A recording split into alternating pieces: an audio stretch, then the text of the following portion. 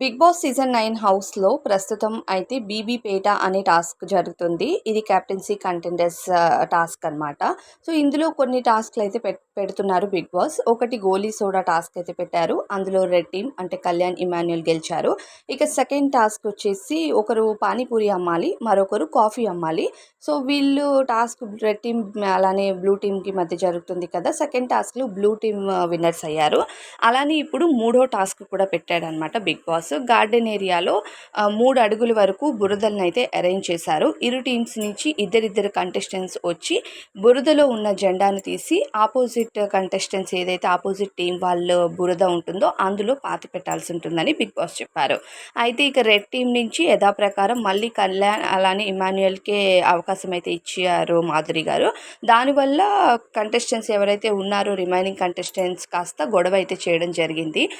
ప్రతి టాస్క్‌లో వాళ్ళకే ఆపర్చునిటీ ఇస్తే మేమేం చేయాలి? మాకెలా డబ్బులొస్తాయి అన్నట్టు. అంటే ఆడిన వాళ్ళకి ఎక్స్‌ట్రా పాయింట్స్ ఇస్తారు. ఆడని వాళ్ళకి కొంచెం వచ్చిన పాయింట్స్‌లో డివైడ్ చేస్తారు కాబట్టి ఎవరి దగ్గర ఎక్కువ అమౌంట్ ఉంటే వాళ్ళే కెప్టెన్సీ కంటెండర్స్ అవుతారని బిగ్ బాస్ క్లియర్‌గా చెప్పారు. సో, ఆపర్చునిటీ అందరికీ ఈక్వల్‌గా ఇస్తేనే అమౌంట్ అన్నది గెలుచుకోవడానికి ఒక అవకాశం అయితే వస్తుంది. ఓడిపోతే దట్ ఈస్ డిఫరెంట్ సినారియో. కానీ గెలవక ముందే ఆపర్చునిటీ ఇవ్వకుండానే ఓడిపోయినట్టు అయిపోతుందని చెప్పి రెడ్ టీమ్ నుంచి అయితే వాళ్ళలో వాళ్ళకి గొడవ జరుగుతది. ఎప్పుడు ఫస్ట్ గోలీ సోడా టాస్క్‌లో కూడా కళ్యాణ్, ఇమాన్యుయల్‌కి ఆపర్చునిటీ, మళ్ళీ ఈ టాస్క్‌లో కూడా వాళ్ళకే ఆపర్చునిటీ అని చెప్పి కాస్త ఫైట్ అయితే జరిగింది.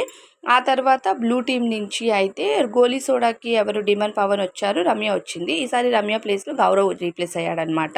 సో, వాళ్ళకి గూడా నిఖిల్ ఆడతానని అన్నాడు. కానీ డిమన్ పవన్ నాకు ఒక ఆప్షన్ అయితే ఇవ్వండి అనేసరికి సరే అని చెప్పి సంజన, డిమన్ పవన్ అలానే గౌరవ్‌నైతే ఆ టాస్క్ కోసం పంపించింది. ఇక ఈ టాస్క్‌లో ఇమాన్యుయల్ అలానే కళ్యాణ్ వెళ్ళి ఆ జెండాని పట్టుకునే లోపే డీమన్ పవన్ అలానే గౌరవ్ వెళ్ళి తీసేసి ఆ జెండానైతే కళ్యాణ్ అలానే ఇమాన్యుయల్ బురదది ఏదైతే ఉంటుందో 3 అడుగుల బురద ప్లేస్‌లో నాటేస్తారు. అంటే తా ఏమంటారు పెట్టేస్తారనమాట జెండాని. సో, జెండాని పాతి పెట్టడం ఈజ్ ద ఇంపార్టెంట్. అంటే ఎంత వేగంతో వెళ్ళి ఆ జెండాని వేరే టీం వాళ్ళ బురదలో పెడతారు అన్నది ఇంపార్టెంట్.